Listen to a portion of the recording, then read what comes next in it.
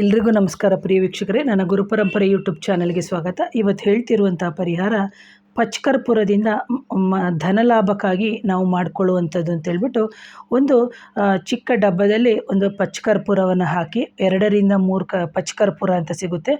ಅದು ನಿಮಗೆ ಗ್ರಂಥಿಗೆ ಅಂಗಡಿಯಲ್ಲಿ ಸಿಗುತ್ತೆ. ಮಾಮೂಲಿ ನಾವು ದೇವರಿಗೆ ಏನು ಆರತಿ ಮಾಡೋಕ್ಕಿಂತ ತೊಗೋತೀವಲ್ಲ ಆ ಕರ್ಪೂರ ತೊಗೋಬೇಡಿ. ಇದು ಬಂದು ಪಚ್ಚ ಕರ್ಪೂರ ಅಂತಲೇ ಕೇಳಬೇಕು. ಜೊತೆಗೆ ಅದಕ್ಕೆ 3ರಿಂದ 4 ಲವಂಗವನ್ನು ಹಾಕಬೇಕಾಗುತ್ತೆ ಒಂದು ಚಿಕ್ಕ ಪ್ಲಾಸ್ಟಿಕ್ ಡಬ್ಬಿಗೆ.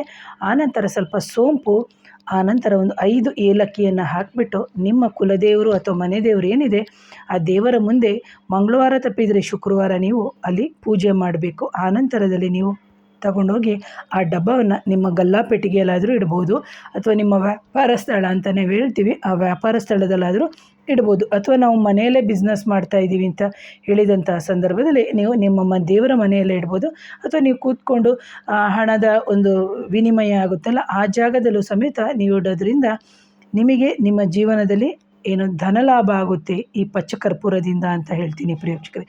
ಯಾರಾದರೂ ನನ್ನ ಚಾನಲ್ನ ಮೊದಲನೇ ಬಾರಿಗೆ ನೋಡ್ತಿದ್ರೆ ದಯವಿಟ್ಟು ಚಾನಲ್ನ ಸಬ್ಸ್ಕ್ರೈಬ್ ಮಾಡಿ, ಲೈಕ್ ಮಾಡಿ. ಆನಂತರ ಇದನ್ನು ಏನು ಮಾಡಬೇಕು ಅಂತ ಕೆಲವರಿಗೆ ಮತ್ತೆ ಕಮೆಂಟಲ್ಲಿ ಕೇಳ್ತಾರೆ. ಸೊ ಇದನ್ನು ಏನು ಮಾಡಬೇಕು ಅಂದರೆ ಪ್ರತಿ ತಿಂಗಳಿಗೆ ಒಮ್ಮೆ ತೆಗೆದು ಯಾವುದಾದ್ರೂ ಗಿಡದ ಕೆಳಗಡೆ ಹಾಕೋದ್ರಿಂದ ನಿಮಗೆ ಅತ್ಯಂತ ಒಳ್ಳೆಯದಾಗುತ್ತೆ. ಆ್ಯಂಡ್ ಎಗೇನ್ ಬಂದುಬಿಟ್ಟು ತಡೆ ಆಗುತ್ತಿರುವಂಥ ಹಣ ಬರಬೇಕಾಗಿರೋದಕ್ಕೂ ಸಮೇತ ನೀವು ಮಾಡ್ತಾ ಹೋಗ್ಬೋದು. ಮತ್ತು ಸೇಮ್ ಆಗಿ ಅದೇ ಥರ ಫ್ರೆಶ್ ಆಗಿ ಒಂದು ಡಬ್ಬದಲ್ಲಿ ಮತ್ತೆ ಅದೇ ರೀತಿ ಇಡೋದ್ರಿಂದ ನಿಮಗೆ ಲಾಭ ಆಗುತ್ತೆ ಅಂತ ಹೇಳ್ತೀನಿ ಪ್ರೇಕ್ಷಕರೇ.